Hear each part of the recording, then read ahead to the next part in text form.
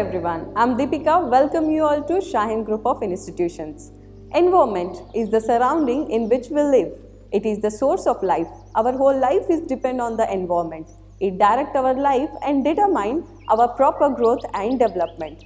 But we humans are spoiling nature like anything. Pollution, global warming, genetic modification, water pollution, deforestation, etc. Today, Regional Transport Office Bidar in collaboration with Shaheen Group of Institution has organized Air Pollution Awareness Program, and we have started this program by planting tree and taking an oath to be a responsible citizen and save the nature. For this program, we have joined by Mr. Mallikarjun C, Joint Commissioner Transport of Gulbarga Division, Mr. Shiv Shankar, Regional Transport Officer, Bidar, Mr. Mohammad Jafar Sadiq, Motor Vehicle Inspector, Bhalki, and Dr. Lucky Prithviraj, Member, Biodiversity Management Committee, Bidar.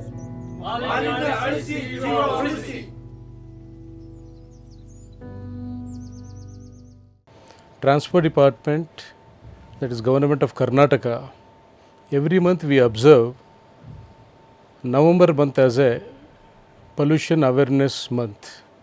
This we kept on doing since from 2 decades. The intention of the department is to see that the pollution levels in the state or in the country should come down. It is not only the motto of the department, it is also the motto of the government. Our Honorable Transport Minister has inaugurated this program last week. So, we need to spread this to all the nook and corners of the country, the state also. I hope Shaheen College means Shaheen Group of Institutions has supported us in this point of view, like not only in the state, not only in Bidar district, but throughout the country, children or the parents or the citizens of the country can know about the pollution issues and the today's the dangerous situation where each one of the student, each one of the citizen of the country are to be facing these pollution issues. Pollution may be different, maybe like air pollution, maybe the noise pollution, maybe the water pollution. We as a citizen of India, we have a lot of responsibilities on our shoulders. Every one of us know about our responsibilities, but still we keep neglecting them. We keep worshipping unknown God and trying to kill the known nature. Everybody, we know about the nature, we know what is nature, but nobody knows that where is God. But we keep on worshipping and we keep on killing the nature. We need to understand this in proper way. In the sense, what I am going to say is that every one of us think about the way the country is now facing the pollution issue, especially if you take about the Delhi, where farmers surrounding Delhi, they are burning the stables, mean biomass, wherein it is creating a lot of pollution issues during winter seasons. This happens most probably in the month of September to December. So, we need to take a responsibility by reducing these pollution levels. How can we reduce? What is the role of a citizen? What is the role of a student? If I talk about the Shaheen College of Institutions, students can now plan about, let them stop using the bikes, let them ask their parents to stop using the bikes or any other automobile. So, wherever is possible, they can use the bicycles. Especially children, if they are coming to the institutions, let them use bicycles for their mode of transportation, which can reduce the pollution and also it can prevent the accidents. So, the life of the children is more important than anything else for us. The same way, the atmosphere, the environment surrounding the children is more important for department as well as the governments. So, what I request on behalf of the department is that children who are coming to the not only Shaheen institutions, through Shaheen institutions, I can say that all the institutions should follow this thing, that children going to their institution should go in a bicycle. We can reduce the pollution, we can reduce the accidents also, and the life of the child. So, I will give a small example. One student who was a medical student in Shimoga. He was a rank holder. The boy was from Karnataka. He was the first rank those days. So he joined Shimoga Medical College. So he went on a drive to a Tirthalli, which is a ghat section area. So he forgot about thing. He was happy enjoying the bike. So at one point he couldn't able to anticipate the curve. So he met with an accident. On the spot the boy died. He was just a 21 years boy. I think second or third year maybe doing his medicine. So their parents had only one kid. So the kid died in an accident. This is more dangerous. So likewise there are many other examples I can keep on giving, but why we are today here is that to know you, especially students, you should know the responsibility, because we don't know that what are you going to become tomorrow. You may become President of India or Prime Minister of India, we don't know. So that is your responsibility. I request each and one of the students to come out and say that we are here to build the country, build the nation in proper way with a good country like zero pollutions. So government is also planning in proper way, like till April 31st of March we used to register only Euro 3, Euro 4 vehicles, in the sense Bharat stage 4 vehicles. They are the standards of the pollutions. So you may be knowing that the Paris climatical agreements has made an promise that from April 1st every country should have a Bharat stage 6 standard vehicles, in the sense the pollution levels will come down to 50%. Already Karnataka and India, we have started registering only Bharat stage 6 vehicles, in the sense like we are already bringing down the pollutions, but still there are many more vehicles which are registered in the older standards. So now we need to see that we need to come up with a different way of fuel efficiency, especially after your BS4, Bharat stage 6, it may be a automobile being operated on battery or maybe hydrogen cells. So there are a lot of technologies coming forward. You children should play a major role in bringing these technologies at front. See that pollution levels has to come down. I think by 2030, especially India, if I am right, we could able to see that every vehicle will be a battery operated vehicle. So by the time pollution levels we need to maintain properly, in the sense the older vehicles which parents are using or students are using to be minimized, and vehicles are to be kept in a proper conditions. Why I am telling is that if a +1, +2 student who at the age of 18, mean between 17 and 18, who are not eligible to hold a license, they are not supposed to use the bike. One thing is that you are using a bike and you are polluting. The other thing is that you are not entitled to use the bike, because that's not the age. So once you met with an accident, what happens? Parents are at fault, because they are the people who are supporting you. I request all parents, don't support your kids telling the student that if you are getting good marks, then I can get you a bike next year. So these things will encourage them in studying, but at the same time, if they met with an accident, we are going to lose not only the child, even a bigger, what I can say, student. Nobody knows, he may become a Tendulkar tomorrow, or he may become a much great person, or Vivekananda tomorrow. So we are losing the child's life like this. So I request parents as well as children to more focused on pollution things and also on road safety things.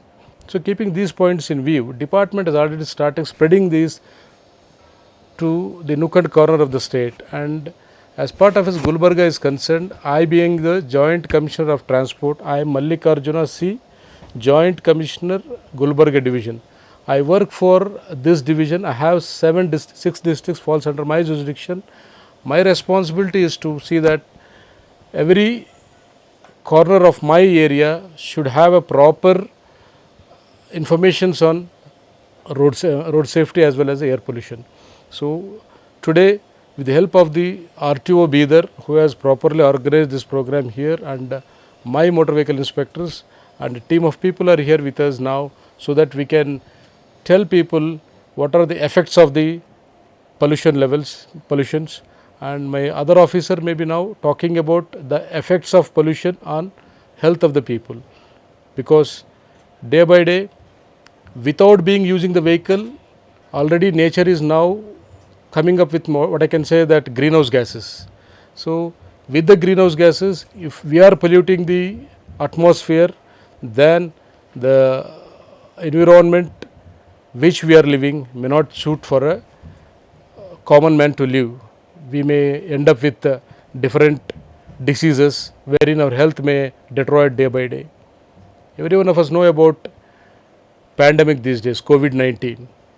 It's a virus which is came from other countries. During winter seasons, what I request is that keep yourself pollution free, because if we keep polluting more, it will really affect on your lungs.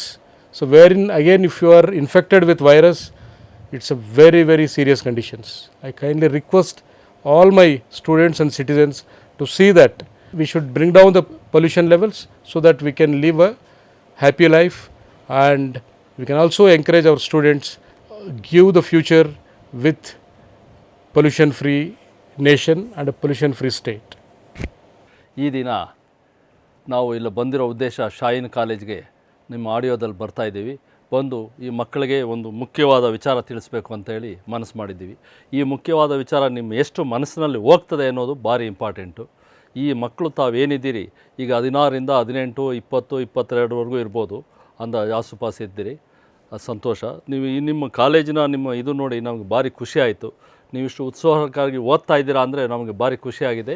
ಅದ್ರ ಜೊತೆಗೆ ನೀವು ಜೀವನೂ ಒಂದು ಭಾರಿ important ಅಂತ ತಿಳಿಬೇಕು. ಜೀವ ಅಂದರೆ ನಿಮ್ಮ ಜೀವನೇ ಇಂಪಾರ್ಟೆಂಟ್ ಅಂತ ತಿಳಿಬೇಕು. ಆದ್ದರಿಂದ ನಿಮ್ಮಲ್ಲಿ ರೂಲ್ಸು ರೆಗ್ಯುಲೇಷನ್ಸ್ ಎಲ್ಲ ಚೆನ್ನಾಗಿ ಮಾಡ್ಕೊಂಡಿದ್ದೀರಿ, ಅದ್ರದ್ದು ಭಾರತ ಒಳ್ಳೆಯದಾಯಿತು. ಈಗ ನಾವು ಬಂದಿರೋ ಉದ್ದೇಶ ನಿಮಗೆ ವಾಯು ಮಾಲಿನ್ಯದಿಂದ ಜಾಗೃತಿ ಕ್ರಿಯೇಟ್ ಮಾಡೋದಕ್ಕೆ. ಜಾಗೃತಿ ಅಂದರೆ ಏನು, ವಾಯು ಮಾಲಿನ್ಯ ಹೇಗಾಗ್ತಾಯಿದೆ, ಏನು ಇದರಿಂದ ಹೆಂಗೆ, ಇಷ್ಟೊತ್ತು ನಾವೆಲ್ಲ ಪುಸ್ತಕ ಓದ್ತೀವಿ, ಎಲ್ಲ ಅಲ್ಲಲ್ಲೇ ಬಿಟ್ಬಿಡ್ತೀವಿ. ನಿಮಗೇನು ನ್ಯಾಚುರಲಾಗಿ ಸಿಗ್ತಾಯಿದೆ, ಏನು ರಸ್ತೆಯಲ್ಲಿದೆ, ಯಾವುದ್ಯಾವುದರಿಂದ ಪ್ರಾಬ್ಲಮ್ ಆಗ್ತಾಯಿದೆ ಅನ್ನೋದು ನಿಮಗೆ ಒಂದು ಸ್ವಲ್ಪ ಬ್ರೀಫ್ ನಿಮ್ಗೆ ಆಲ್ರೆಡಿ ಗೊತ್ತಿದೆ. ಬಟ್ ಆದರೂ ಗೊತ್ತಿಲ್ಲದಂಗೆ ಹೋಗ್ತಾ ಇದ್ದೀರ ನೀವೀಗ. ಸೊ ಅದನ್ನು ಮನಸ್ಸಿಗೆ ತಗೊಳ್ಳಿ ಅಂತ ಹೇಳಿ ನಾವೊಂದು ಜಾಗೃತಿ ಮೂಡಿಸೋದಕ್ಕೆ ತಮ್ಮಲ್ಲಿ ಬಂದಿದ್ದೀವಿ. ಈಗ ಉದಾಹರಣೆಗೆ ನೀವೊಂದು 2 ವೀಲರ್ ಹೊಡಿತೀರಾ, ಒಂದು ಲಾರಿ ಹೊಡಿತೀರಾ, ಲಾರಿ ಹಿಂದೆ ಸೈಲೆನ್ಸರಲ್ಲಿ ಹೊಗೆ ಬರ್ತಾ ಇರ್ತದೆ. ಆ ಹೊಗೆದು ಅದು ಸ್ಮೋಕ್ ಆಗಿ ಅಟ್ಮಾಸ್ಫಿಯರ್ ಸೇರಿ ಅಲ್ಲಿಂದ ಮತ್ತೆ ನಮಗೆ ಮಳೆ ಬರೋದು ಕಮ್ಮಿ ಆಗಿಬಿಡ್ತದೆ.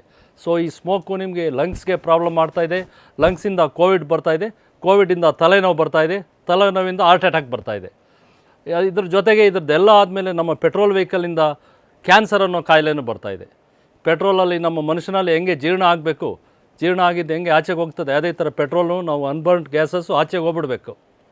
ಅದು ಯಾವಾಗ ಹೋಗೋದಿಲ್ಲ ಅದು ಕ್ಯಾನ್ಸರ್ಗೆ ಕನ್ವರ್ಟ್ ಆಗ್ತದೆ. ಅಲ್ಲಿ ಲೆಡ್ ಅನ್ನೋದು ವಿಷ ಅನಿಲ ಇದೆ ಪೆಟ್ರೋಲ್ನಲ್ಲಿ. ನಿಮಗೆ ಲೆಡ್ ಫ್ರೀ ಪೆಟ್ರೋಲ್ಸ್ ಅಂತ ಕೆಲವು ಕಡೆ ಹಾಕಿರ್ತಾರೆ, ನೀವು ನೋಡ್ಬೋದು ಪೆಟ್ರೋಲ್ ಬಂಕ್ಸಲ್ಲಿ. ಅದೇ ರೀತಿ ಲೆಡ್ ಅನ್ನೋ ವಿಷ ನಿಮಗೆ ಭಾರಿ ಮಾರಕವಾದದ್ದು. ಆದ್ದರಿಂದ ಲೆಡ್ ರಹಿತ ನೀವು ಆದಷ್ಟು ಎಲೆಕ್ಟ್ರಿಕ್ ವೆಹಿಕಲ್ಸ್ಗೆ ಹೋಗಿ ಅಥವಾ ಬೇರೆ ಸೈಕಲ್ ಉಪಯೋಗಿಸಿ, ಆಲ್ಟರ್ನೇಟ್ ಯೋಚನೆ ಮಾಡಿ. ಈ ವೆಹಿಕಲ್ಸು ಪೊಲ್ಯೂಷನ್ ಬಗ್ಗೆ ಯೋಚನೆ ಬೇಡ, ಇದನ್ನು ಕಮ್ಮಿ ಮಾಡಿ ಅಂತ ನಾವು ತಮ್ಮಲ್ಲಿ ಕಳಕಳಿಯ ಪ್ರಾರ್ಥನೆ ಮಾಡ್ತಾಯಿದ್ದೀವಿ. ನಮ್ಮ ಪರಿಸರನ ಉಳಿಸಿ ಅಂತ ತಮ್ಮಲ್ಲಿ ಕೇಳ್ಕೊತಾ ಇದ್ದೀವಿ. ಈಗ ಬೇರೆ ಬೇರೆ ಕಂಟ್ರಿನಲ್ಲಿ ಒಂದು ವಾಟರ್ ಝೋನ್ ಹೋಗ್ತಾಯಿದ್ರೆ ಒಂದು ಚೂರು ಡಸ್ಟ್ ಹಾಕೋದಿಲ್ಲ. ನಮ್ಮಲ್ಲೆಲ್ಲ ವಾಟ್ರಿಗೆ ನೀರು ಹಾಕ್ತೀರಾ, ಗಲೀಜು ಹಾಕ್ತೀರಾ, ಎಲ್ಲ ಅದರಲ್ಲಿ ಸೋರಿತೀರ. ಇದನ್ನು ಅವಾಯ್ಡ್ ಮಾಡಿ ಮಕ್ಕಳೇ, ಇದನ್ನು ತಮ್ಮಲ್ಲಿ ಕೇಳ್ಕೊತಾ ಇದ್ದೀನಿ. ಇಷ್ಟೆಲ್ಲ ಗೊತ್ತಿದ್ದು ಯಾಕೆ ತಪ್ಪು ಮಾಡ್ತೀರಾ? ಒಂದು ಡಸ್ಟ್ಬಿನ್ಗೆ ತೊಗೊಂಡೋಗಿ ಒಂದು ಡಸ್ಟ್ ಹಾಕೋದಕ್ಕೆ ಯಾಕಾಗಲ್ಲ? ತೊಗೊಂಡೋಗಿ ನೀರಿಗೆ ಬಿಸಾಕ್ತೀರಾ, ಒಂದು ಕಚರ ತೊಗೊಂಡೋಗಿ ತೆರಿಗೆ ನೀರಿಗೆ ಬಿಸಾಕ್ತೀರಾ. ಇಲ್ಲಿ ಒಣ ಕಸ ಹಸಿ ಕಸ ಸಪ್ರೇಟ್ ಮಾಡಿ ಅಂತ ಸರ್ಕಾರದವ್ರು ಹೇಳ್ತಾರೆ, ಅದನ್ನು ತೊಗೊಂಡೋಗಿ ಎಲ್ಲ ಬಿಸಾಕ್ತೀರಾ. ಸೊ ಆದ್ದರಿಂದ ಇದನ್ನೆಲ್ಲ ತಾವು ಮಾಡಿದ್ರೆ ಇದು ನಿಮ್ಮ ಅಮ್ಮನಿಗೂ ಗೊತ್ತು, ನಿಮ್ಮ ಪೇರೆಂಟ್ಸ್ಗೂ ಗೊತ್ತು, ನಿಮಗೂ ಗೊತ್ತು. ಮಾಡಿ ಅದನ್ನೇ ತಪ್ಪು ಮಾಡ್ತಾಯಿದ್ರಿ. ಈ ತಪ್ಪು ಮಾಡಬೇಡಿ ಅಂತ ತಮ್ಮಲ್ಲಿ ಪ್ರಾರ್ಥನೆ ಮಾಡಿ ಕೇಳ್ತಾ ಇದ್ದೀನಿ. ನಂಬರ್ 1. ಎರಡನೇ ವಿಚಾರ, ಇನ್ನೂ ಮುಂದಕ್ಕೆ ಹೋಗ್ತೀನಿ. ಎರಡನೇ ವಿಚಾರ ಏನಂದ್ರೆ ಮಾಲಿನ್ಯ ಉಳಿಸಿ ಜೀವ ಉಳಿಸಿ ಹೇಳಿದೆ. ಮಾಲಿನ್ಯ ಹೆಂಗೆ ಸರ್ ಉಳಿತದೆ ಅಂತ ನೀವು ಕ್ವಶನ್ ಕೇಳಿಬಿಡ್ತೀರಾ. ಸರ್ ಯಾವ ಸರ್ ಮಾಲಿನ್ಯ ಎಲ್ಲಿ ಸರ್, ನಾನು ಗಾಡಿ ಓಡಿಸೋದು ತಪ್ಪಾ ಸರ್ ಅಂತ ನೀವು ಕೇಳ್ತೀರಾ. ನೀವು ಈಗಾಗಲೇ ನಮ್ಮ ಸಾಹೇಬ್ರುಗಳು ಎಲ್ಲ ಹೇಳಿದ್ದಾರೆ ಆಕ್ಸಿಡೆಂಟ್ಗಳು ಏನಾಗ್ತದೆ ಅಂತ. ಆಕ್ಸಿಡೆಂಟಿಂದ ಏನೇನು ಆಗ್ತದೆ ಅಂತ ದುಷ್ಪರಿಣಾಮಗಳು ನಿಮ್ಗೆ ಆಲ್ರೆಡಿ ಗೊತ್ತಿದೆ. ಒಂದು ಮನೆಯಲ್ಲಿ ಒಂದು ಮಗು ಹೋದರೆ ಅವ್ರ ಪೇರೆಂಟ್ಸ್ದು ಜೀವನ ಹೆಂಗಿರಬೇಕು, ಯಾರಿಗೋಸ್ಕರ ದುಡಿಬೇಕು ಅನ್ನೋದು ಬರ್ತದೆ. ಸೊ ಇವೆಲ್ಲ ಆಕ್ಸಿಡೆಂಟ್ಸ್ ಅವಾಯ್ಡ್ ಮಾಡೋದು ಗೊತ್ತಿದೆ. ಈಗ 2 ವೀಲರ್ ತೊಗೊಂಡ್ರೆ ಪೊಲೀಸವ್ರ ಕಾಟ, RTOದವ್ರ ಕಾಟ, ಮತ್ತು ಇವ್ರದ್ದೆಲ್ಲ ಜೊತೆಗೆ ನಿಮ್ಮ ಕಾಟ ಬೇರೆ ಇದೆ, ರಸ್ತೆಯಲ್ಲಿ ಬಿದ್ದು ಓದೋಗೋದು. ಎಲ್ಲಿಗೆ ಹೋಗ್ತೀರಾ? ಇದೆಲ್ಲ ಸಮಸ್ಯೆ ಇರೋದ್ರಿಂದ ವೆಹಿಕಲ್ಸ್ನ ಆದಷ್ಟು ಕಮ್ಮಿ ಯೂಸ್ ಮಾಡಿ, ಮಾಸ್ ಟ್ರಾನ್ಸ್ಪೋರ್ಟ್ ಯೂಸ್ ಮಾಡಿ, ಮತ್ತು ಎಲೆಕ್ಟ್ರಿಕ್ ವೆಹಿಕಲ್ಸ್ ಯೂಸ್ ಮಾಡಿ, ಸೈಕ್ಲಿಂಗ್ ಯೂಸ್ ಮಾಡಿ. ಈಗೆಲ್ಲ ಮಾಡ್ತಾ ಹೋದರೆ ನಮ್ಮ ವೆಹಿಕಲ್ ಪೊಲ್ಯೂಷನ್ನ ಕಮ್ಮಿ ಮಾಡ್ಬೋದು. ಇದ್ರ ಬೇರೆ ಪೊಲ್ಯೂಷನ್ನು ಇದ್ರ ಜೊತೆಗೆ ನೇಚರಲ್ಲಿ ಇದೆ. ಅದನ್ನು ಗ್ರ್ಯಾಜುಯಲಾಗಿ ನಮ್ಮ ಅದರ್ ಡಿಪಾರ್ಟ್ಮೆಂಟ್ಸ್ ಎಲ್ಲ ಕಂಟ್ರೋಲ್ ಮಾಡ್ತಾ ಇದ್ದಾರೆ. ಸರ್ಕಾರಕ್ಕೆ ಜೊತೆ ಕೈ ಸೇರಿಸಿ, ಸರ್ಕಾರ ಕಾರ್ಯಕ್ರಮಗಳ ಜೊತೆ ಕೈ ಸೇರಿಸಿ, ನಮ್ಮ ಆಫೀಸರ್ಸ್ ಹೇಳೋದನ್ನು ಸ್ವಲ್ಪ ಗಮನ ಇಟ್ಟು ಕೇಳಿ. ನೀವು ಕೇಳೋದೇ ಇಲ್ಲ, ನೆಗ್ಲೆಕ್ಟ್ ಮಾಡಬೇಡಿ. ಅಂತೇಳಿ ತಮ್ಮಲ್ಲಿ ಕೇಳ್ತಾ ಇದ್ದೀನಿ. ಎರಡನೇ ವಿಚಾರ, ಈಗ ಬಂದೆ ಇಲ್ಲಿಗೆ ಮಾಲಿನ್ಯ ಬಗ್ಗೆ ಬಂದೆ. ಈಗ ಇಷ್ಟೆಲ್ಲ ಆಗಿದ್ದು ನಾವು ಮಾಲಿನ್ಯ ಉಳಿಸಿ ಅದ್ರ ದುಷ್ಪರಿಣಾಮಗಳು ಹೇಳಿದೆ, ಹೆಂಗೆ ಬರ್ತದೆ ಅಂತ ಹೇಳಿದೆ. ಸೊ ಇದಾದಮೇಲೆ ನಾನೀಗ ಸ್ವಲ್ಪ ರೋಡ್ ಸೇಫ್ಟಿ ಕಡೆ ಹೋಗ್ತೀನಿ. ರೋಡ್ ಸೇಫ್ಟಿ ಕಡೆ ತಮಗೆಲ್ಲ ನೀಟಾಗಿ ಅರ್ಥ ಆಗುತ್ತೆ. ಇದನ್ನು ಮಿನಿಮಮ್ ನೀವೆಲ್ಲರೂ ಪಾಲಿಸ್ಬಿಡಿ. Accidents is a human error, not a machinery error. Majority 90% accidents are human error ಅಂತ ಈಗ ಆಲ್ರೆಡಿ ನಮ್ಮದು ಸ್ಟ್ಯಾಟಿಸ್ಟಿಕ್ಸು, ಪೊಲೀಸ್ ಡಿಪಾರ್ಟ್ಮೆಂಟು ಎಲ್ಲ ಕೊಟ್ಟಿದೆ, ನಾವು ಕೊಟ್ಟಿದ್ದೀವಿ. ಮೆಜಾರಿಟಿ ಆಕ್ಸಿಡೆಂಟ್ಸು ಮನುಷ್ಯನ ಅಜಾಗರೂಕತೆಯಿಂದ ಮಾತ್ರ ಆಗಿದೆ, not by machinery, not by vehicles ಎಲ್ಲ ಚೆನ್ನಾಗೇ ಬರ್ತಾಯಿದ್ದಾವೆ, ಅದು ಯೂಸ್ ಮಾಡೋರು ಮಿಸ್ಟೇಕಿಂದ ಆಗ್ತಾಯಿದ್ದಾವೆ. ಯಾವುದ್ಯಾವುದಪ್ಪ ಮಿಸ್ಟೇಕು, ಏನಪ್ಪ ಮಿಸ್ಟೇಕು, ಎಲ್ಲೆಲ್ಲ ಆಕ್ಸಿಡೆಂಟ್ ಆಗ್ತದೆ ಅಂತ ನೀವು ಕ್ವೆಶ್ಚನ್ ಕೇಳ್ಬೋದು. ನೋಡಿ, ಒಂದು ಸಣ್ಣ ಎಕ್ಸಾಂಪಲ್ ನಿಮ್ಗೆ ಹೇಳ್ತೀನಿ. ನೀವು ಇದೊಂದು 5 ಸ್ಪಾಟ್ಸ್ನ ನೀವು ಅವಾಯ್ಡ್ ಮಾಡಬೇಕು. ಒಂದು ಜಂಕ್ಷನ್ಸ್ ಅಂದರೆ ಗೊತ್ತಲ್ಲ, 4 ರೋಡ್ ಸರ್ಕಲ್ ಕಡೆ 1 ನಿಮಿಷ ನಿಲ್ಲಿಸಿ ಆ ಕಡೆ ಈ ಕಡೆ ನೋಡಿ ಮೂವ್ ಮಾಡಿ. ಜಂಕ್ಷನ್ಸಲ್ಲಿ ಬ್ಲೈಂಡ್ ಕರ್ವ್ಸಲ್ಲಿ ಆರನ್ನು ನೋಡ್ದು ಹಿಂದೆಗಡೆ ಆಪೋಸಿಟ್ ಒಂದು ಗೊತ್ತಾಗಲ್ಲ, ಬರ್ತಾ ಇರ್ತಾರೆ, ನಿಮ್ಗೆ ಬ್ಲೈಂಡ್ ಗೊತ್ತಾಗಲ್ಲ, ನೋಡಿಕೊಂಡು ನಿಧಾನಕ್ಕೆ ಹೋಗಿ. ರಾತ್ರಿ ಹೊತ್ತು 40 ಕಿಲೋಮೀಟ್ರಿಗಿಂತ ಸ್ಪೀಡು ಜಾಸ್ತಿ ಹೋಗಬೇಡಿ. ನೈಟ್ ಟೈಮ್ಸ್ ನೀವು ಜಾಸ್ತಿ ಓವರ್ ಸ್ಪೀಡ್ ಹೋಗ್ತೀರಾ, ತಿರುಗಿ ಎದುರುಗಡೆಯಿಂದ ಗಾಡಿ ಬರ್ತದೆ, ಕಾಣೋದಿಲ್ಲ, ಕಣ್ಣಿಗೆ ಬೆಳಕು ಹೊಡಿತದೆ, ಕಣ್ಣು ಕಾಣೋದಿಲ್ಲ, ಎಲ್ಲಂದ್ರಲ್ಲಿ ಓಡಿಸ್ತೀರಾ, ಹೋಗ್ಬಿಡ್ತೀರಾ. ಇದು ಇನ್ನು 5ನೇ ಸ್ಪಾಟು. ಈಗ ಒಂದು ಕರ್ವ್ ಆಯಿತು, ಒಂದು ಜಂಕ್ಷನ್ಸ್ ಆಯಿತು. 3ನೇದು ಓವರ್ಟೇಕ್ ಮಾಡುವಾಗ ಆದಷ್ಟು ಬಲಗಡೆಯಿಂದನೇ ಓವರ್ಟೇಕ್ ಮಾಡಿ. ನೀವು ಏನು ಮಾಡ್ತೀರಾ, ಸಡನ್ನಾಗಿ ಎದುರು ಬಂತ ಅಂದರೆ ಸೈಡ್ ಲೆಫ್ಟಲ್ಲಿ ನುಗ್ಗಿಬಿಡ್ತೀರಾ. ಆವಾಗ ಅವನೇನು ಮಾಡ್ತಾನೆ, ಅವನು ಲಾರಿಯವನು ಲೆಫ್ಟಿಗೆ ತಗೊಳ್ತಾನೆ, ನೀವು ಸೈಡ್ಗೆ ಹೋಗ್ಬಿಡ್ತೀರಾ. ಸೊ ಲೆಫ್ಟ್ ಸೈಡಿಂದ ಓವರ್ಟ್ ಹಾಕೋದು ಅವಾಯ್ಡ್ ಮಾಡಿ. ಎಲ್ಲ ಸಿಗ್ನಲ್ಸ್ನು ಫಾಲೋ ಮಾಡಿದ್ರೆ, ರೂಲ್ಸ್ ಆ್ಯಂಡ್ ರೆಗ್ಯುಲೇಷನ್ ಫಾಲೋ ಮಾಡಿದ್ರೆ ಆಕ್ಸಿಡೆಂಟೇ ಆಗೋದಿಲ್ಲ. ಲಾಸ್ಟ್ ಪಾಯಿಂಟ್ ಯಾವುದು ಅಂದರೆ, ನೀವು ಯಾವುದು ಗೊತ್ತಿಲ್ಲಪ್ಪ ನಮಗೆ ಸರ್, ನಾವು ಏನು ಗೊತ್ತಿಲ್ಲ ಸರ್, ನಮಗೇನು ಗರೀಬ್ ಇದ್ದೀವಿ ಸರ್, ನಮಗೇನು ಗೊತ್ತಾಗಲ್ಲ ಅಂತೀರಿ ನೀವು. ಗರೀಬ್ ಅಂದರೆ ಏನು ನನಗೆ ಅರ್ಥ ಆಗಲ್ಲ, ಬರೀ ಬೀದರ್ನಲ್ಲಿ ಬರೀ ಗರೀಬ್ ಅಂತಾರೆ. ಹಾಗಾಗಿ ಆ ಗರೀಬ್ ಅನ್ನೋ ವರ್ಡು ನನಗೆ ಇನ್ನೂ ಅರ್ಥನೇ ಆಗಿಲ್ಲ. ಆದರೂ ಬೇಡ, ನಮಗೇನು ಅರ್ಥ ಆಗಿದೆ, ನಿಮ್ಮ ಭಾಷೆಗೆ ಈ ವೆಹಿಕಲ್ ಓಡಿಸೋದಕ್ಕೆ ಯಾವುದೇ ಭಾಷೆ ಬೇಕಾಗಿಲ್ಲ. ನೀವು ಒಂದು ವೆಹಿಕಲಿಂದ ವೆಹಿಕಲ್ಗೆ ಡಿಸ್ಟೆನ್ಸು ಮಿನಿಮಮ್ 100 ಮೀಟರ್ ದೂರ ಇಟ್ಕೊಂಡು ಗಾಡಿ ಓಡಿಸಿ. ನಿಮ್ಗೆ ಯಾವುದಾದ್ರು ಆಕ್ಸಿಡೆಂಟ್ ಆದರೆ ನನಗೆ ಬಂದು ಹೇಳಿ. ಯಾರಾದರೂ ಮಾಡ್ತಾಯಿದ್ದೀರಾ? ಯಾರೂ ಮಾಡ್ತಾಯಿಲ್ಲ. ಆದ್ದರಿಂದ ಕೀಪ್ ಡಿಸ್ಟೆನ್ಸ್. ಪ್ರತಿಯೊಂದು ಮನೆಗೆ ಒಂದು ಗಿಡ ಹಾಕಿ, ಸೈಕಲ್ನ ಉಪಯೋಗಿಸಿ, ಯಾವುದೂ ಆಕ್ಸಿಡೆಂಟ್ ಆಗೋಲ್ಲ. ಇಷ್ಟು ತಮ್ಗೆ ಹೇಳಿ, ಇಷ್ಟು ದಿನ ನಿಮಗೆ ಏನಿದೆ ಎಲ್ಲ ನಿಮಗೆ ವಿವರಿಸಿದ್ದೀನಿ. ಇನ್ನೂ ಬೇಕಾದ್ರೆ ನೆಕ್ಸ್ಟ್ ಯಾವಾಗ ನಾನು ಕ್ಲಾಸಾಗಿ ಒಂದು ಅರೇಂಜ್ ಮಾಡಿ ನಮ್ಮ ಸಾಹೇಬ್ರನ್ನ ಕರ್ಕೊಬರ್ತೀನಿ. ಈ ರೋಡ್ ಸೇಫ್ಟಿ ಬಗ್ಗೆ ಹೇಳೋದಕ್ಕಿನ್ನೂ ಸುಮಾರಿದೆ, ಅದೀಗ ಸಮಯ ಸಾಲೋದಿಲ್ಲ. ನಾವೀಗ ಮೇನ್ ಬಂದಿರೋ ಕಾರ್ಯಕ್ರಮ ಮುಗಿಸ್ತಾ ಇದ್ದೀನಿ. ಥ್ಯಾಂಕ್ ಯು ಮಕ್ಕಳೇ, ಎಲ್ಲರಿಗೂ ನಮಸ್ಕಾರ. ಜೀವರಾಶಿ ಕೇವಲ ನಮ್ಮ ಭೂಮಿಯ ಮೇಲೆ ಇರೋಕ್ಕೆ ಕಾರಣ ಏನಂದರೆ, ಇಲ್ಲಿ ವಾಯು, ಶುದ್ಧವಾದ ಆಮ್ಲಜನಕ ಹಾಗೂ ನೀರು, ಇವೆರಡು ಮುಖ್ಯವಾಗಿ ಇಲ್ಲಿರೋದರಿಂದ ಜೀವರಾಶಿ ಇಲ್ಲಿ ಬೆಳೀತಾ ಇದೆ. ನಾವು ಒಬ್ಬ ಮನುಷ್ಯನಿಗೆ ಮುಖ್ಯ ಅಗತ್ಯಗಳಲ್ಲಿ ಒಂದು ಊಟ, ಆಹಾರ, ಇದು ಇರದೇ ಇದ್ದರೆ 1 ವಾರಕ್ಕಿಂತ ಹೆಚ್ಚಾಗಿ ಬದುಕ್ಬೋದು ಮನುಷ್ಯ. ಅದೇ ಥರ ನೀರು ಸಹ ಅಷ್ಟೇ. ನೀರು ಇಲ್ಲ ಅಂದರೂ ಸಹ 1 ವಾರಕ್ಕಿಂತ ಹೆಚ್ಚಾಗಿ ಬದುಕ್ಬೋದು. ಆದರೆ ಶುದ್ಧವಾದ ಗಾಳಿ ಇಲ್ಲ ಅಂದರೆ 40 ಸೆಕೆಂಡ್ಗಿಂತನೂ ಜಾಸ್ತಿ ಬದುಕೋದು ಕಷ್ಟ. ಆದ್ದರಿಂದ ನಾವೆಲ್ಲ ಅರ್ಥಕೊಂಡ್ರೂ ಸಹ ನಾವು ಈ ಭೂಮಿಯನ್ನು ಹಾಗೂ ನಮ್ಮ ವಾತಾವರಣನ ಹಾಗೂ ನಮ್ಮ ಸುತ್ತಮುತ್ತಿನ ಪರಿಸರವನ್ನು ನಾವು ಹಾಳು ಮಾಡ್ತಾಯಿದ್ದೀವಿ. ಇದರಿಂದ ವಾಹನಗಳಿಂದ. ಮೋಟರ್ ಸೈಕಲ್ ಪ್ರತಿಯೊಬ್ಬರು ಇವತ್ತಿನ ನಾಳೆ ಎಲ್ಲರೂ, ಇಂದಿನ ದಿನಗಳಲ್ಲಿ ಎಲ್ಲರೂ ಮೋಟರ್ ಸೈಕಲ್ನ, ಇದು ಲಕ್ಸುರಿಯಾಗಿ ಯಾವುದೂ ಉಳಿದಿಲ್ಲ. ಆದ್ದರಿಂದ ಅಗತ್ಯತೆಯನ್ನು ಸಣ್ಣ ದೂರಗಳಿಗೆ, ಮಾರ್ಕೆಟ್ಗೆ, ತರಕಾರಿ ತರೋಕ್ಕೆ, ಶಾಲೆ ಕಾಲೇಜ್ಗೆ ಈ ವಾಹನಗಳನ್ನು ಬಳಸೋದು ನಿಲ್ಲಿಸಿ ಅದರ ಬದಲಾಗಿ ಸೈಕಲ್ಗಳನ್ನು ಬಳಸೋದ್ರಿಂದ ನಾವು ವಾಯುಮಾಲಿನ್ಯ ಕಡಿಮೆ ಮಾಡ್ಬೋದು. ಹಾಗೂ ಅದೇ ರೀತಿ ನಮ್ಮ ಮಕ್ಕಳ ಶಾರೀರಿಕ, ದೈಹಿಕ ಕ್ಷಮತೆಯನ್ನು ಹೆಚ್ಚಿಸ್ಬೋದು. ಅದೇ ರೀತಿ ಪ್ರತಿ ವರ್ಷ ನಾವು ನವೆಂಬರ್ ಮಾಸನ ವಾಯುಮಾಲಿನ್ಯ ನಿಯಂತ್ರಣ ಜಾಗೃತಿ ಮಾಸ ಅಂತ ನಾವು ಸಾರಿಗೆ ಇಲಾಖೆ ಪರವಾಗಿ ಆಚರಿಸ್ತೀವಿ. ಇದರಲ್ಲಿ ಪ್ರತಿಯೊಬ್ಬರು ವಾಹನಕ್ಕೆ ನೋಂದಣಿಗೆ ಬಂದವರಿಗೆ ಕಡ್ಡಾಯವಾಗಿ ಒಂದು ಸಸಿಯನ್ನು ನೀಡಿ ಅದನ್ನು ಬೆಳೆಸೋಕ್ಕೆ ಒತ್ತಾಯ ಮಾಡ್ತಾಯಿದ್ದೀವಿ. ಇದರಿಂದ ನಮ್ಮ ಈಗ ಬೆಳವಣಿಗೆಗೋಸ್ಕರ ನಮ್ಮಲ್ಲಿ ವ್ಯವಸಾಯ, ಉದ್ಯಮ ಹಾಗೂ ಉಳಿದಕ್ಕೋಸ್ಕರ ಎಲ್ಲದಕ್ಕೂ ದೊಡ್ಡ ಮರಗಳನ್ನು ಕಟ್ ಮಾಡ್ತಾ ಇದ್ದಾರೆ.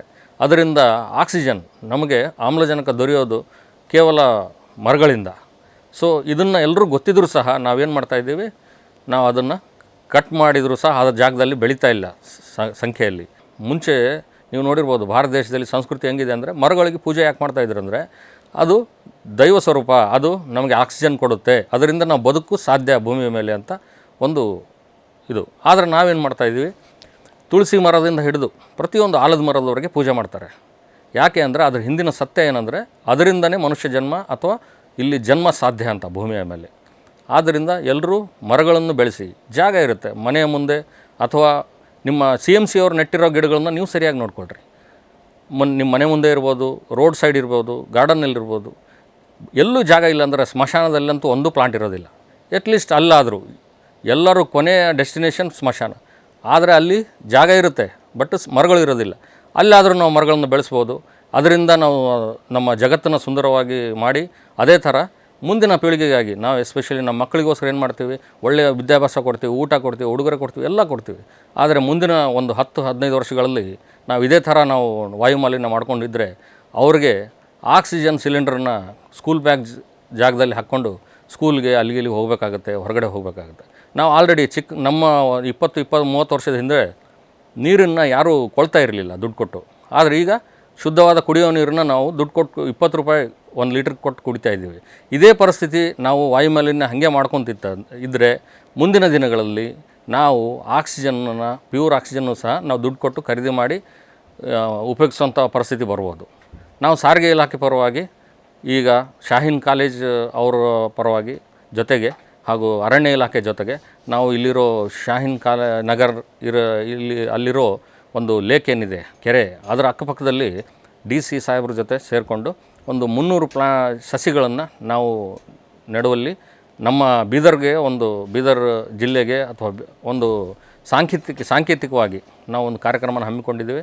ಇದೇ ಥರ ಬೇರೆ ಊರುಗಳಲ್ಲೂ ಸಹ ಪ್ರತಿಯೊಬ್ಬರು ಕರ್ತವ್ಯ, ಬರೀ ಭಾರತ ಅಲ್ಲ ಅಥವಾ ಕರ್ನಾಟಕ ಅಲ್ಲ, ಒಂದು ಏಷ್ಯಾ ಅಲ್ಲ, ಪೂರ್ತಿ ಜಗತ್ತಲ್ಲಿ ನಾವು ಇವತ್ತಿಂದನೇ ಸ್ಟಾರ್ಟ್ ಮಾಡಿದರೆ ನಾವು ಮುಂದೆ ಈಗ ಗುರಿಯನ್ನು ಮುಟ್ಬೋದು. ಅದರ್ವೈಸ್ ನಾವು ಒಂದು ವೇಳೆ ಈಗೇನಾದರೂ ನಾವು ಎಚ್ಚೆತ್ಕೊಳ್ದೇ ಇದ್ದರೆ ಮುಂದಿನ ದಿನಗಳಲ್ಲಿ ನಾವು ಬದುಕೋದು ಕಷ್ಟ ಆಗುತ್ತೆ. ಎಲ್ಲರೂ ಮಾಸ್ಕ್ ಹಾಕ್ಕೊಂಡು ಆಲ್ರೆಡಿ ತಿರುಗಾಡ್ತಾ ಇದ್ದೀವಿ, ಆಕ್ಸಿಜನ್ ಮಾಸ್ಕ್ ಹಾಕ್ಕೊಂಡು ತಿರುಗಾಡಬೇಕಾಗುತ್ತೆ. ದಯವಿಟ್ಟು ಇದನ್ನು ಬರೀ ಕಾರ್ಯಕ್ರಮ ಅಂತ ನೋಡೋದಲ್ಲ, ಇದನ್ನು ಎಚ್ಚರಿಕೆ ಗಂಟೆ ಅಂತ ಒಂದು ತಿಳ್ಕೊಂಡು ದಯವಿಟ್ಟು ಎಲ್ಲರೂ ಮರಗಳನ್ನು ನೆಡ್ರಿ. ಅದೇ ಥರ ಒಂದು ಈ ನಮ್ಮ ಜಗತ್ತನ್ನು ಸುಂದರವಾಗಿಡೋಕ್ಕೆ ಹಾಗೂ ಆರೋಗ್ಯವಾಗಿಡೋಕ್ಕೆ ಸಹಕರಿಸ್ತೀರಿ ಅಂತ ನಾನು ಅಂದ್ಕೊಳ್ತೇನೆ. ಧನ್ಯವಾದ. ಎಲ್ರಿಗೂ ನಮಸ್ಕಾರ. ಸ್ನೇಹಿತರೆ, ಇವತ್ತಿನ ದಿನ ಪ್ರಾದೇಶಿಕ ಸಾರಿಗೆ ಕಚೇರಿ ಬೀದರ್ ವತಿಯಿಂದ ಮಾಲಿನ್ಯ ಅಳಿಸಿ ಜೀವ ಉಳಿಸಿ ಅಂತಕ್ಕಂಥ ಒಂದು ಸ್ಲೋಗನ್ ಅಡಿಯಲ್ಲಿ ಶಾಹೀನ್ ಕಾಲೇಜಲ್ಲಿ ಒಂದು ಕಾರ್ಯಕ್ರಮ ಮಾಡ್ತಾಯಿದ್ವಿ. ಇದ್ರ ಉದ್ದೇಶ ಇಷ್ಟೇ, ಪರಿಸರ ಉಳಿಸ್ಬೇಕಾಗಿದೆ, ಮಾಲಿನ್ಯ ಅಳಿಸ್ಬೇಕಾಗಿದೆ. ಪರಿಸರ ಉಳಿಸುವ ಮೂಲಕ ನಮ್ಮನ್ನು ನಾವು ಉಳಿಯಬೇಕಾಗಿದೆ. ವಿದ್ಯಾರ್ಥಿಗಳೇ, ಇಲ್ಲಿ ಕೂತಿರ್ತಕ್ಕಂಥವ್ರು ನೀವೆಲ್ಲರೂ PUC ಓದ್ತಾ ಇದ್ದೀರಿ. ಏನಾಗ್ತೀರ ಅಂತ ಕೇಳಿದರೆ ನೀವೆಲ್ಲರೂ ಹೇಳ್ತೀರಿ, ನಾನು ಡಾಕ್ಟರ್ ಆಗಬೇಕು, ಇಂಜಿನಿಯರ್ ಆಗಬೇಕು. ಇವೆರಡು ಬಿಟ್ಟರೆ IPS IAS ಅಂತ ಹೇಳ್ತೀರಿ. ಯಾರು JCT ಅಂತ ಹೇಳಲ್ಲ, ಯಾರು RTO ಅಂತ ಹೇಳಲ್ಲ. ಆದರೆ ಇದೆಲ್ಲದ್ರ ಜೊತೆಗೆ ನಾನು ಹೇಳ್ತೀನಿ, ನೀವೆಲ್ಲ ಪರಿಸರ ಪ್ರೇಮಿಗಳಾಗಬೇಕು, ಪರಿಸರ ಯೋಧರಾಗಬೇಕು ಅಂತ ಹೇಳ್ತೀನಿ. ಯಾಕೆ ಈ ಮಾತು ಹೇಳ್ತಾ ಇದ್ದಾರೆ ಅಂದರೆ, nature is our mother, nature is our teacher and nature is our future ಅಲ್ವಾ? ಇನ್ನೂ ಮುಂದುವರೆದು ಹೇಳ್ತೀನಿ, if you spoil the nature will spoil your future. ಈ 4-5 ಮಾತು ನೀವೇನಾದರೂ ಸರಿಯಾಗಿ ನೆನಪಿಟ್ಕೊಂಡಿದ್ದಾದರೆ ನಿಜಕ್ಕೂ ಇಲ್ಲಿ ಕೂತಿರ್ತಕ್ಕಂಥ ವಿದ್ಯಾರ್ಥಿಗಳು ಯಾರು ನಮ್ಮ ನಿಸರ್ಗನ ಹಾಳು ಮಾಡಲಿಕ್ಕೆ ಇಷ್ಟನೇ ಪಡಲ್ಲ. ಯಾಕೆ ಈ ಮಾತು ಹೇಳ್ತದೆ ಮಕ್ಕಳಂದರೆ, ಇಲ್ಲೇನು ವೇದಿಕೆ ಮೇಲೆ ನಾವು ಕೂತಿದ್ದೀವಿ, ನಮ್ಮದೆಲ್ಲರದು ಶಿಕ್ಷಣ ಆಗಿದೆ, ಹುದ್ದೆ ಆಗಿದೆ, ಜೊತೆಗೆ ನಮ್ಮದೇ ಆದ ಮನೆಗಳನ್ನ ಸಂಸಾರಗಳು ಮಾಡಿಕೊಂಡು ನಾವೆಲ್ಲ ಸೆಲ್ಫ್ ಸಫಿಷಿಯೆಂಟ್ ಆಗಿದ್ದೀವಿ. ಆದರೆ ಇಲ್ಲಿ ಕೂತಿರ್ತಕ್ಕಂಥ ವಿದ್ಯಾರ್ಥಿಗಳು ನೀನು ಭಾಳಷ್ಟು ವರ್ಷ ಬದುಕಬೇಕಾಗಿದೆ, ಭಾಳಷ್ಟು ವರ್ಷ ಬೆಳಿಬೇಕಾಗಿದೆ, ಭಾಳಷ್ಟು ವರ್ಷ ಏನೆಲ್ಲ ಅನುಭವಿಸ್ಬೇಕಾಗಿದೆ. ನೀವು ಅದೆಲ್ಲ ನೀವು ಕಂಡಂಥ ಕನಸು ನನಸಾಗಬೇಕಾದ್ರೆ ನಿಮ್ಮ ಒಂದು ವ್ಯಕ್ತಿತ್ವಕ್ಕೆ ಪೂರಕವಾಗಿ ಪರಿಸರ ಉಳಿಸಲೇಬೇಕಾಗಿದೆ. ದುರಂತ ಅಂದರೆ ಇವತ್ತು ಪರಿಸರ ಎಷ್ಟು ಕೆಟ್ಟು ಹೋಗಿದೆ ಅಂದರೆ ಅದನ್ನು ಏನು ಮಾಡಿದರೂ ಕೂಡ ಮತ್ತೆ ಒಂದು ಒಳ್ಳೆಯ ಸ್ಥಿತಿಗೆ ತರಲಿಕ್ಕೆ ಆಗಲಾರ್ದಷ್ಟು ಕೆಟ್ಟು ಹೋಗಿದೆ. ಹೀಗಿರಬೇಕಾದ್ರೆ ಹೇಳ್ತಾರೆ, ಶಬ್ದ ಮಾಲಿನ್ಯವಾದರೆ ಶಾಂತಿನಾಶ ಅಂತ ಹೇಳ್ತಾರೆ, ಮಣ್ಣು ಮಾಲಿನ್ಯವಾದರೆ ಸಂಪತ್ತು ನಾಶ ಅಂತ ಹೇಳ್ತಾರೆ, ಜಲ ಮಾಲಿನ್ಯವಾದರೆ ಆರೋಗ್ಯ ನಾಶ ಅಂತ ಹೇಳ್ತಾರೆ, ವಾಯು ಮಾಲಿನ್ಯವಾದರೆ ಸರ್ವನಾಶ ಅಂತ ಹೇಳ್ತಾರೆ. ಇಷ್ಟೆಲ್ಲ ಹೇಳ್ತಾ ಇದ್ದರೂ ಕೂಡ ತಿಳಿಲಾರ್ದೋ ನೀವೆಲ್ಲ ಸೇರಿ ಭಾಳ ವ್ಯವಸ್ಥಿತವಾಗಿ ನಮ್ಮ ಸುಂದರವಾದ ಪರಿಸರನ ಹಾಳು ಮಾಡ್ತಾ ಹೋಗ್ತಾ ಇದ್ದೀವಿ. ಮನುಷ್ಯನ ಅತಿಯಾಸೆ ಮತ್ತು ಮನುಷ್ಯನ ದುರಾಸೆ ಹೀಗೆ ಮುಂದುವರೆದಿದ್ದೆ ಆದರೆ ಬಹುಶಃ ಮಕ್ಕಳೇ ಇಲ್ಲೇನೋ ಡಸ್ಟ್ ಮೇಲೆ ಕೂತಿದ್ದೀರಿ, ನೀವ್ಯಾರು ಮುಂದೊಂದಿನ ಈ ಥರ ಡೈಸ್ ಮೇಲೆ ಬಂದು ಮಾತಾಡಲಿಕ್ಕೆ ಆಗೋದೇ ಇಲ್ಲ. ಡಸ್ಕಲ್ಲಿ ಕೂತಿರ್ತಕ್ಕಂಥ ವಿದ್ಯಾರ್ಥಿಗಳು ಡಸ್ಟಿಗೆ ಹೋಗ್ತಿರೋ ಹೊರತು ಡಯಸ್ಗೆ ಬರ್ತಕ್ಕಂಥ ಅವಕಾಶ ಈ ಪ್ರಕೃತಿ ಮಾತು ನಿಮಗೆ ಕೊಡಲ್ಲ ಅಂತ ಹೇಳಲಿಕ್ಕೆ ನಂಗೆ ಭಾಳ ದುಃಖ ಆಗ್ತಾಯಿದೆ. ಯಾಕೆ ಈ ಮಾತು ಹೇಳ್ತಾ ಇದ್ದೀನಿ ಅಂದರೆ, ನಿಮಗೆಲ್ಲ ಗೊತ್ತಿರೋ ಹಾಗೆ ನಾವೆಲ್ಲರೂ ಚಿನ್ನ ಇಲ್ಲದೆ ಬದುಕಬಲ್ಲೆವು. ನಿಮಗೆಲ್ಲ ಗೊತ್ತಿರೋ ಹಾಗೆ ನಾವೆಲ್ಲರೂ ಅನ್ನ ಇಲ್ಲದೆ ಕೂಡ ಬದುಕಬಲ್ಲೆವು. ಇನ್ನೂ ಹೇಳಬೇಕಂದ್ರೆ ನಾವೆಲ್ಲರೂ ಅರಿವೆ ಕೂಡ ಇಲ್ಲಾರದೆ ಬದುಕಬಲ್ಲೆವು. ಆದರೆ ನಿಮಗೆಲ್ಲ ನೆನಪಿರಲಿ, ನಾವ್ಯಾರೂ ಕೂಡ ಕ್ಷಣ ಮಾತ್ರ ಕೂಡ ಜಲ ಮತ್ತು ವಾಯು ಇಲ್ಲದೆ ಬದುಕಲಾರೆವು. ಈ ಜಲ ಮತ್ತು ವಾಯು ಅಂತಕ್ಕಂಥದ್ದು ಕೇವಲ ಮನುಷ್ಯನಿಗೆ ಅಷ್ಟೇ ಅಲ್ಲ, ಸಕಲ ಸಸ್ಯರಾಶಿಗಳಿಗೆ, ಸಕಲ ಪ್ರಾಣಿ ರಾಶಿಗಳಿಗೆ ಅತ್ಯವಶ್ಯಕವಾಗಿ ಬೇಕಾಗಿರ್ತಕ್ಕಂಥ ಒಂದು ಮೂಲಭೂತ ವಸ್ತುವಾಗಿದೆ. ಆದರೂ ದುರಂತ ಅಂದರೆ ಈ ಜಲ ಮತ್ತು ವಾಯು ಇವತ್ತು ಮರೀಚಿಕೆ ಆಗ್ತಾ ಇದೆ. ಪರಿಸ್ಥಿತಿ ಹೀಗೆ ಮುಂದುವರೆದಿದ್ದಾದರೆ ಬಹುಶಃ ನಿಮ್ಮ ಕನಸು ನನಸಾಗಲಿಕ್ಕೆ ಈ ಪ್ರಕೃತಿ ಮಾತೆ ಬಿಡದೇ ಇಲ್ಲ ಅಂತ ಹೇಳಲಿಕ್ಕೆ ನಂಗೆ ಭಾಳ ದುಃಖ ಆಗ್ತಾಯಿದೆ. ಬಂಧುಗಳೇ, ಈಗಲೂ ಕಾಲ ಮಿಂಚಿಲ್ಲ, ಲೇಟ್ ಆದರೂ ಪರವಾಗಿಲ್ಲ. ಲೇಟೆಸ್ಟ್ ಆಗಿ ನಾವು ನೀವೆಲ್ಲ ಕೂಡಿ ಪರಿಸರ ಉಳಿಸ್ಲಿಕ್ಕೆ, ಪರಿಸರನ ಬೆಳೆಸಲಿಕ್ಕೆ, ಪರಿಸರನ ಇನ್ನೂ ಹೆಚ್ಚೆಚ್ಚು ಸಮೃದ್ಧಿಗೊಳಿಸಲಿಕ್ಕೆ ಕಂಕಣ ಬದ್ಧರಾಗೋಣ. ಇಲ್ಲದೆ ಹೋದರೆ ನಮಗೆ ಭವಿಷ್ಯತ್ತಿಲ್ಲ ಅಂತ ಹೇಳಲಿಕ್ಕೆ ಮತ್ತೊಮ್ಮೆ ನಾನು ದುಃಖ ಪಡ್ತಾಯಿದ್ದೀನಿ. ಇನ್ನೂ ಮುಂದೆ ಹೇಳಬೇಕಂದ್ರೆ, ಈಗಾಗಲೇ ನಿಮಗೆ ಗೊತ್ತಿರೋ ಹಾಗೆ ಪ್ರತಿ ವರ್ಷ ಜೂನ್ 5ಕ್ಕೆ ವಿಶ್ವದಾದ್ಯಂತ ವರ್ಲ್ಡ್ ಎನ್ವೈರ್ಮೆಂಟ್ ಡೇ ಅಂತಕ್ಕಂಥ ಆಚರಣೆ ಮಾಡ್ತಾಯಿದ್ದೀವಿ, ನಿಮಗೆಲ್ಲ ಗೊತ್ತೇ ಇದೆ. ನಮ್ಮ ಕರ್ನಾಟಕ ರಾಜ್ಯ ಮಾಲಿನ್ಯ ನಿಯಂತ್ರಣ ಮಂಡಳಿಯಿಂದ ನಾವು ಕಳೆದ 8-10 ವರ್ಷಗಳಿಂದ ಪರಿಸರ ಮಿತ್ರ ಶಾಲಾ ಕಾರ್ಯಕ್ರಮ ಅಂಥೇಳಿ ರಾಜ್ಯದಾದ್ಯಂತ ಮಾಡ್ಕೊಳ್ತಾ ಬರ್ತಾಯಿದ್ವಿ. ಇದು ಉದ್ದೇಶ ಇಷ್ಟೇ, ಪರಿಸರದ ಬಗ್ಗೆ ಹೆಚ್ಚೆಚ್ಚು ಮಾಹಿತಿನ ನಮ್ಮ ದೇಶದ ಭವಿಷ್ಯತ್ತಾಗಿರ್ತಕ್ಕಂಥ ಮಕ್ಕಳಿಗೆ ಕೊಡಬೇಕು ಅಂಥೇಳಿ. ಯಾಕಂದರೆ ಆ ಮಕ್ಕಳಿಗೆ ಈ ಒಂದು ವಿಷಯದ ಬಗ್ಗೆ ಸರಿಯಾಗಿ ನಮ್ಮ ಮನಮುಟ್ಟವಾಗಿ ಹೇಳಿದ್ದೆ ಆದರೆ, ಆ ಮಕ್ಕಳದು ಸರಿಯಾಗಿ ಅರ್ಥ ಮಾಡ್ಕೊಂಡಿದ್ದಾದರೆ, ಆ ಮಕ್ಕಳ ಮನಸ್ಸು ಮಾಡಿದ್ದಾದರೆ ಈ ಹಾಳಾಗ್ತಕ್ಕಂಥ ಪರಿಸರನ ಉಳಿಸ್ಲಿಕ್ಕೆ, ಬೆಳೆಸಲಿಕ್ಕೆ ಖಂಡಿತವಾಗಿ ನಮ್ಮ ಜೊತೆ ಕೈ ಜೋಡಿಸ್ತಾರೆ ಅಂಥೇಳಿ ಕಳೆದ 8-10 ವರ್ಷಗಳಿಂದ ಭಾಳ ಯಶಸ್ವಿಯಾಗಿ ನಾವು ಮಾಡ್ತಾ ಬರ್ತಾಯಿದ್ವಿ ನಮ್ಮ ಕರ್ನಾಟಕ ರಾಜ್ಯ ಮಾಲಿನ್ಯ ನಿಯಂತ್ರಣ ಮಂಡಳಿಯಿಂದ. ಇವತ್ತಿನ ದಿನ ನಮ್ಮ ಕರ್ನಾಟಕ ಸ್ಟೇಟ್ ರೀಜನಲ್ ಟ್ರಾನ್ಸ್ಪೋರ್ಟ್ ಆಫೀಸ್ನವರು, ನಮ್ಮ ಜಾಯಿಂಟ್ ಕಮಿಷನರ್ ಸಾಹೇಬರು ಸಹ ಇವತ್ತು ಕಾರ್ಯಕ್ರಮಕ್ಕೆ ಅಣಿಯಾಗ್ತಾ ಇದ್ದಾರೆ. ಇನ್ನೂ ಮುಂಬರುವ ದಿನಗಳಲ್ಲಿ ರಾಜ್ಯದಾದ್ಯಂತ, ದೇಶದಾದ್ಯಂತ, ವಿಶ್ವದಾದ್ಯಂತ ಪರಿಸರ ಉಳಿಸೋ ಕೆಲಸ ಮಾಡೋಣ. ಅದೆಲ್ಲ ಮಾಡಲಿಕ್ಕೆ ಆಗದಿದ್ರೆ ಅಟ್ಲೀಸ್ಟ್ ನಮ್ಮ ಡಿಸ್ಟ್ರಿಕ್ ಆದರೂ ನಾವು ಹಸಿರುಕರಣೆ ಮಾಡೋಣ. ಹಸಿರುಕರಣೆ ಮಾಡೋ ಮೂಲಕ ನಮ್ಮ ಉಸಿರನ್ನು ಗಟ್ಟಿಗೊಳಿಸ್ಕೊಳ್ಳೋಣ ಅಂಥೇಳಿ ಈ ಸಂದರ್ಭದಲ್ಲಿ ನಾನು ಹೇಳಲಿಕ್ಕೆ ಇಷ್ಟಪಡ್ತಾ ಇದ್ದೀನಿ. Thank you so much all the officials for joining us in this show. And as all the dignitaries said and requested all of us to be a responsible citizen by saving the nature, let us ensure that we will do our best to save the natures. Plant trees as many as you can. Save nature, save life. Thank you.